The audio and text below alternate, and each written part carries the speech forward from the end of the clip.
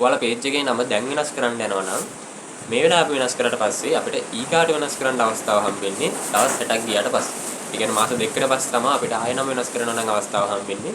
ඒකින්ද ඔයාලා මේ පාර නම වෙනස් කරනවා නම් මේ වෙනස් කරන එක හරියට වෙනස් කරගන්න. මොකද නැත්නම් ඔයාලට දවස් 60ක් ඉවසන්න සිද්ධ වෙනවා. ආයෙමත් අපේ page එකේ නම වෙනස් කරගන්නවා නම්. අපි දැන් ඉන්න මං ගාව තියෙන page එක ඔයාලට පේනවා මෙතන දකුණු පැත්තේ උඩින්ම ඉරි කෑලි තුනක් පෙන්වලා තියෙනවා. ඉතින් එතනින් අපිට පුළුවන් අපේ page එකේ setting වලට යන්න.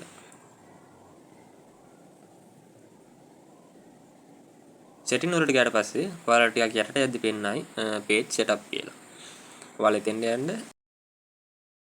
ඒ ගියාට පස්සේ ඔයාලට මෙතන පෙන්නලා තියෙනවා ඔයාගේ name එක, user name එක මේ විදිහට ඔයාලට එතන settings ටික පෙන්නලා තියෙනවා. ඉතින් උඩින්ම අපිට මෙතන තියෙනවා name කියලා. අපිට එතෙන්ට ගියාට පස්සේ ඔයාලා අලුතෙන් දාන්න යන නම වෙනස් කරගන්න පුළුවන් මෙහෙම දාලා. ඔයාලට පේනවා අපි මෙතන ගියාට පස්සේ මේ review change කියලා බටන් එක දුන්නාම අපේ නම වෙනස් වෙනවා. වෙනස් කරාට පස්සේ අර කලින් කිව්වා වගේ ඔයාලට දවස් 60ක් ගියාට පස්සේ තමයි ආයෙත් ඔයාලට page එකේ නම වෙනස් කරගන්න අවස්ථාව හම්බෙන්නේ. ඒකෙන් ඔයාලා වෙනස් කරන එක පළවෙනි පාරම හරියට වෙනස් කරගන්න බලන්න.